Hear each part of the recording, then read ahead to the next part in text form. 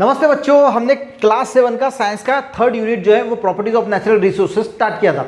Last वाला जो topic है सॉइल टेस्टिंग, उसको देखेंगे। देखिए सॉइल टेस्टिंग का मीनिंग क्या होता है। सबसे पहले मैं एक एग्जांपल आपको कुछ देता हूँ। देखिए हमारी बॉडी में कुछ कमी हो जाती है, जैसे मान के चलो कि किसी के बॉडी में विटामिन डी की कमी है। अब ये पता कैसे चलेगा कि किसी के बॉडी में विटामिन डी की कमी है? आपको जो है वो थकावट महसूस हो रही है, मसल्स में पेन है, हड्डियों में पेन है, आपको लग सकता है यार कि कैल्शियम की तो कमी नहीं होगी, तो आप कैल्शियम की दवाई खा रहे हैं, कैल्शियम की दवाई खा रहे हैं, पर कैल्शियम तो अच्छी तरीके से है, पर विटामिन डी नहीं है।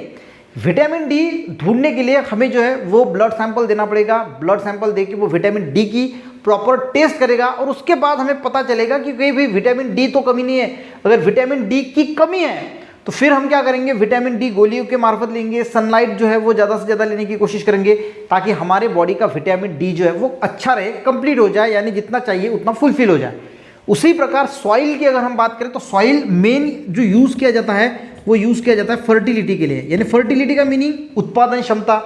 अगर सॉइल में देखिए जैसे हमारे बॉडी को बहुत सारे न्यूट्रिएंट की ज़रूरत होती है, माइक्रो न्यूट्रिएंट यानी ज़्यादा क्वांटिटी में, माइक्रो न्यूट्रिएंट कम क्वांटिटी में, ऐसी बहुत सारी जो है वो प्लांट को भी ज़रूरत है। जैसे नाइट्रोजन है, फॉस्फोरस है, सल्फर है, कैल्शियम है, मैग्नीशियम है, जिंक है, सारी की ज़रूरत जो है वो प्लांट को भी होती है बड़ा होने के लिए, ग्रो होने के लिए। समझ रहे हैं आपको? उनको भी ग्रो होने के लिए सारी चीज़ों की ज़रूरत होती है। अगर उसकी फर्टिलिटी सॉइल देखना, आपने देखा होगा कि कहीं कहीं जो है वो बोला जाता है कि ज़मीन वहाँ की बहुत अच्छी है, वहाँ की यील्ड अच्छी आती है, वहाँ की जो यानी फर्टिलिटी है वो अच्छी है, यानी वहाँ पे 1 एकड़ है, ठीक है, 1 एकड़ खेत है तो उसमें 10 क्विंटल जो है वो कपास होगा, और किसी में 1 एकड़ है तो उसमें 1 क्विंटल ही कपास होगा, तो इसकी फर्टिलिटी अच्छी है। फर्टिलिटी किस पे डिपेंड होती है? सारी चीज़ों पे डिपेंड होती है कि उसकी पीएच क्या है, उसकी इलेक्ट्रिकल कंडक्टिविटी क्या है। इलेक्ट्रिकल कंडक्टिविटी का मीनिंग क्या है? उसका टीडीएस, उसमें डिजॉल्व सॉलिड क्या है, वो सारी चीज़ें जो है वो ये डिटरमाइन करती है कि सॉइल की फर्टिलिटी कैसे होगी। तो ये सारी चीज़ें हमें पता कैसे चलेंगी? तो सारी चीज़ें गाइस पता चलेंगी सॉइल टेस्टिंग से।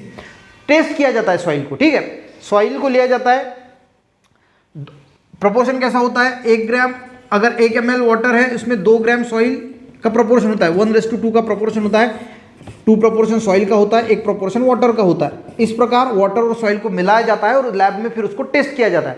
पीएच मीटर होता है जिससे हम पीएच मेजर कर सकते हैं, इलेक्ट्रिकल कंडक्टिविटी मीटर होता है, पोटेशियम, नाइट्रेट, सोडियम, इसके लिए भी मीटर भी होते हैं, या फिर दूसरी भी मेथड होती है। आजकल ऐसे मीटर आ गए हैं कि आप उसमें सॉइल का सैंपल इंसर्ट करोगे, वो तुरंत आपको रिजल्ट दे देगा कितना फॉस्फोरस है। थोड़ी प्रोसीजर करनी पड़ती है, कितना फॉस्फोरस है, कितना नाइट्रोजन है, कितना पोटेशियम है। ये क्यों किया जाता है? ये इसलिए किया जाता है कि मान के चलो कि आपके सॉइल में नाइट्रोजन की कमी है और आपने सॉइल की टेस्टिंग की, फिर रिपोर्ट आया कि नाइट्रोजन कम है, तो आपको ऐसी चीज़ें जिससे नाइट्रोजन बढ़ सकता है वो चीज़ें आप सॉइल में डालोगे ताकि नाइट्रोजन जो है वो बढ़ जाएगा। इसलिए हम सॉइल टेस्टिंग करते हैं। तो इसमें ये सारे पैरामीटर जो है वो लिए जाते हैं। पैरामीटर कौन से होते हैं जनरली? देखिए पीएच है, पीएच को कंडक्टिविटी, इलेक्ट्रिकल कंडक्टिविटी, उसके बाद नाइट्रोजन, पोटेशियम, फॉस्फोरस, ये सारी चीज़ें ली जाती है। उसके साथ जिंक है, कैल्शियम है, मैग्नीशियम है, ये भी थोड़ी लेवल पे जो है वो चेक किया जाता है। थोड़ी लेवल पे यानी पूरा ही किया जाता है, पर कुछ कुछ लोग करते हैं, पर मेन जो है वो पीएच कितना है, इलेक्ट्रिकल कंडक्टिविटी कितना है, नाइट्रोजन, पोटेशियम, फॉस्फोरस कितना है, वो सारा दिखा जाता है। पीएच की बात करें तो 6 to 8 होना चाहिए। अगर 6 से कम होता है तो हम बोलते हैं कि ज़्यादा एसिडिक सॉइल है, ठीक है, 8 से ज़्यादा है तो बेसिक है। तो मेन अगर 6 to 8 एसिडिक है तो हम कुछ बेसिक चीज़ें सॉइल में ऐड करेंगे, बेसिक है तो कुछ एसिडिक चीज़ें ऐड करेंगे ताकि उसकी पीएच जो है वो 6 to 8 के बीच में जो है वो हो सके। 7 को हम न्यूट्रल बोलते हैं। 7, 6 यहाँ पे अगर मूव होती है वो एसिडिक हो जाती है, 7 के ऊपर जाती है, 8, 9, 10 तो वो फिर अल्कलाइन यानी बेसिक हो जाती है।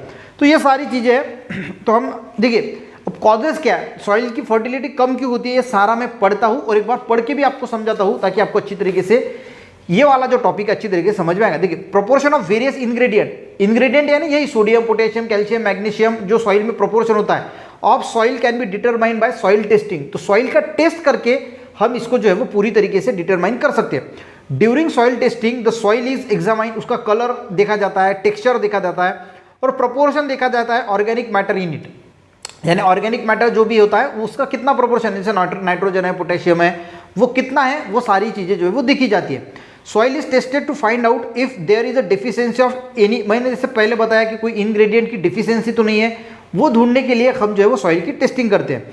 And decide what measure should be taken to, और हमें फिर क्या करना चाहिए ताकि वो डिफिशियंसी जो है वो कम हो सके। नाइट्रोजन की डिफिशियंसी हम क्या कर सकते हैं, नाइट्रोजन वाले प्रोडक्ट ज़्यादा से ज़्यादा सॉइल में जो है ऐड करेंगे ताकि नाइट्रोजन की डिफिशियंसी पूरी हो सके। Soil sample collected for testing, देखिए सॉइल का सैंपल आपका खेत है मान के चलो, या कहीं से भी अगर सॉइल सैंपल फर्टिलिटी के लिए भी किए जाते हैं, दूसरे भी चीज़ें के लिए की जाती है, जहाँ से भी करना है वहाँ का सॉइल सैंपल लेके आइए, उसको सिर्फ जो है वो शेड में 8 to 10 डेज सुखाइए, ठीक है, ड्राइड कीजिए, और उसके बाद उसको एक सीव में डालिए यानी छन्नी में, वो छन्नी से अच्छी तरीके से वो निकल जाएगा।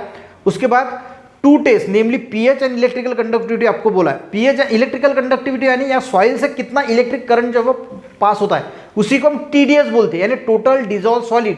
जितने ज़्यादा डिजॉल्व सॉलिड हो गए उतनी ज़्यादा उसकी इलेक्ट्रिकल कंडक्टिव होगी। देखिए ज़्यादा इलेक्ट्रिकल कंडक्टिविटी के बारे में सोचना नहीं है, अगर इतना याद रखना कि इलेक्ट्रिकल कंडक्टिविटी यानी टीडीएस होता है, यानी उसमें कितने डिजॉल्व सॉलिड्स है उसी को हम बोलते हैं। वो जितना ज़्यादा रहेगा टीडीएस उतनी ज़्यादा उसकी इलेक्ट्रिकल कंडक्टिविटी रहेगी।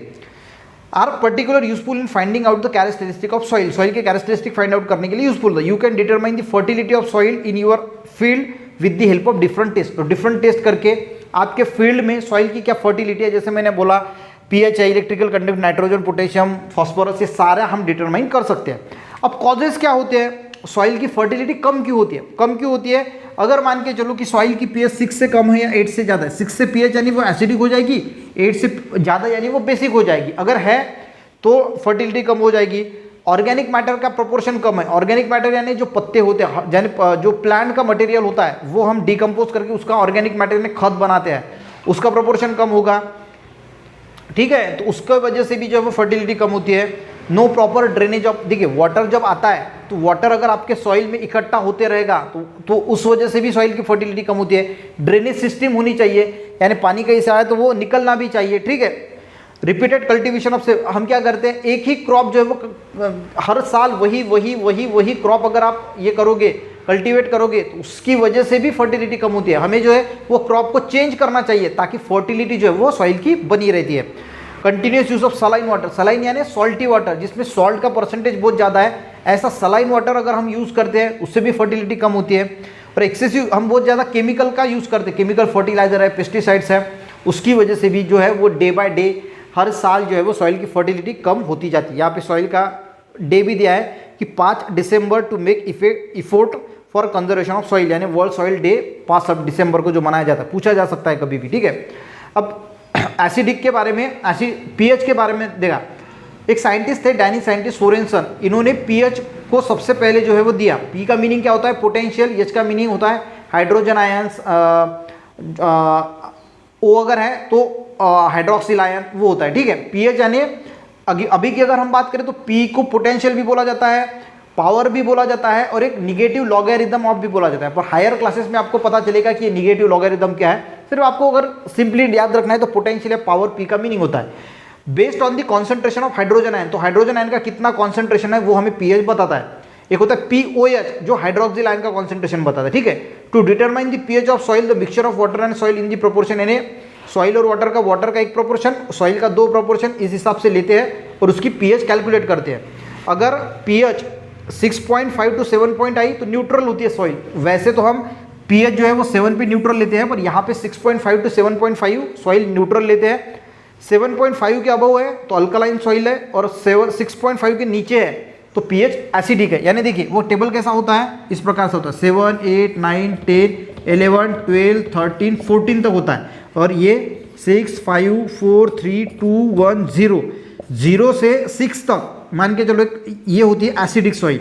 ये जितनी ज़्यादा इधर जाएगा तो उतना ज़्यादा एसिडिक होता जाएगा। 6 से 5 बहुत एसिडिक होगा, 4 पीएच आई थी वो ज़्यादा एसिडिक होगा, ऐसे ज़्यादा होते जाता है। 7 न्यूट्रल होता है, और यहाँ से ऐसे जैसे मूव करेंगे तो वो अल्कलाइन होता है, यानी 8, 9, 10, 11 वो ज़्यादा, 14 पे सबसे ज़्यादा अल्कलाइन सॉइल होगा, ठीक है। उस प्रकार से हम उसको डिटरमाइन करते हैं। अब ऑलवेज रिमेंबर भी पढ़ लेते हैं। देखिए soil texture is distributed if हम केमिकल फर्टिलाइजर अगर बहुत ज़्यादा यूज़ करेंगे तो वो अच्छा नहीं रहता। जब हम बीज को बुआई करते हैं उसके बाद जो है वो सॉइल धीरे धीरे नॉन फर्टाइल होती जाएगी। Crop should be rotated in order to maintain the fertile, crop को रोटेट करना चाहिए। रोटेट यानी एक साल ये क्रॉप लिया तो दूसरे साल दूसरा क्रॉप जो है वो कल्टीवेट करना चाहिए। देखिए for example the fertility of land decreases, कम होती है आफ्टर हार्वेस्टिंग व्हीट। अब व्हीट यानी गेहूं जो है उसको हार्वेस्ट किया तो उसकी फर्टिलिटी कम होगी। उसके बाद गेहूं के बाद जहां पे आपने गेहूं लगवाया है वहां पे आपको लेग्यूमिनेस क्रॉप लगाना चाहिए, जैसे पीनट है, मूंग है, मूड है, बीन है, पी है, लेंटाइल, बंगाल ग्राम, सोयाबीन है, उसको लगाना चाहिए। ठीक है, तो ये सारे का एक ही चीज को नहीं रिपीटेड करना चाहिए, तो अलग अलग करना चाहिए। व्हीट लगाए तो दूसरी बार सोयाबीन लगा लो, उसी की वजह से क्या होगा, it should be cultivated the restore the fertility of soil. तो सॉइल की जो फर्टिलिटी है वो क्या होगी, रिस्टोर होगी अच्छी तरीके से, उसमें जो है वो कैपेसिटी आने के लिए मदद होती। तो ये गाइस समझाने की कोशिश की सॉइल टेस्टिंग क्या होता है, सॉइल की टेस्टिंग में क्या क्या पैरामीटर्स होते हैं, ये सारे पैरामीटर चेक किए जाते हैं, जो कम है उसको डाला जाता है, क्रॉप को जो है वो रोटेट करना चाहिए, केमिकल फर्टिलाइजर का यूज कम करना चाहिए, ताकि आपकी सॉइल जो है वो फर्टाइल रहे और आपको अच्छा उत्पादन हो। वीडियो हेल्पफुल रहा, एक लाइक जरूर करना, दोस्तों को भी शेयर करना, चैनल पे नया सब्सक्राइब करना। मिलते हैं नेक्स्ट वीडियो में, तब तक के लिए जय हिंद।